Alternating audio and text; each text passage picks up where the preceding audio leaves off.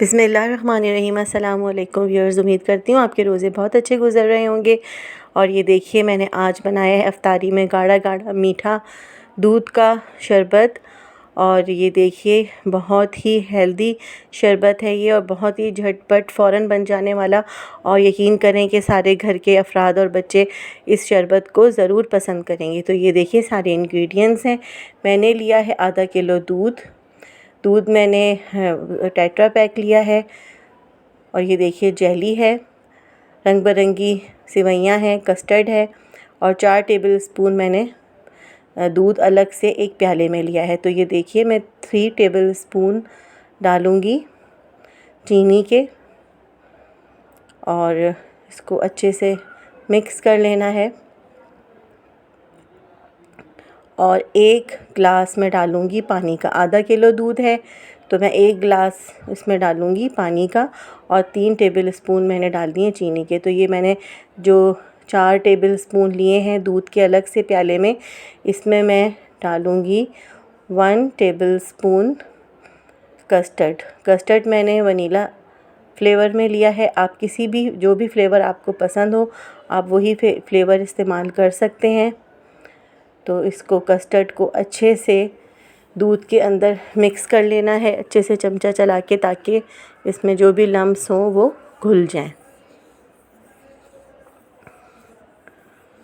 तो ये देखिए अब बनाते हैं जेली। मैंने खौलता हुआ 1 कप पानी डाला है एक बोल में, और फिर फ़ौरन से डाल दी है रफ़ान जेली मिक्स। और ये देखिए अच्छे से इसका चमचा चला के इसको आपने थोड़ी सी देर के लिए रूम टेम्परेचर पे रखना है, और फिर आप इसको रख देंगे फ्रिज में। तो ये देखिए ये सेवइयाँ हैं, रंग बिरंगी सेवइयाँ। इसमें मैं 1 गिलास पानी का डालूँगी और इसको अच्छे से बॉईल कर लूँगी। तो ये देखिए दूध मैंने पकने के लिए रख दिया है चूल्हे पर, और ये देखिए हल्का हल्का सा उबाल आ रहा है।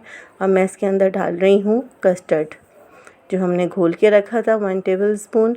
और आपने तेज़ी के साथ चमचा चलाते रहना है जब तक उबाल नहीं आ जाता। तो व्यूअर्स, आपको कस्टर्ड, दूध और पानी का थोड़ा सा आपको नाप लेके चलना है, ताकि ये शरबत सही तरीके से गाढ़ा बने। अगर ज़्यादा कस्टर्ड हो जाएगा और कम दूध और पानी तो ये बहुत ज़्यादा गाढ़ा हो जाएगा। तो ये देखिए अच्छे से आपने चमचा चलाते रहना है। ये देखिए इसकी कंसिस्टेंसी ऐसी होनी चाहिए। देखिए मैंने इसमें कस्टर्ड डाला है, लेकिन ये गाढ़ा नहीं हुआ क्योंकि हमने पानी और दूध इजाफ़ी रखा था और कस्टर्ड हमने कम लिया। तो ये एक हद तक गाढ़ा हुआ है। तो ऑलमोस्ट आप ये देखिए अच्छे से ये पक रहा है। इसको 4 से 5 मिनट के लिए इसी तरह से चमचा हिला हिला के पकाना है, ताकि कस्टर्ड भी अच्छे से पक जाए। ऑलमोस्ट ये रेडी हो गया है। अब मैं बंद कर दूंगी चूल्हा।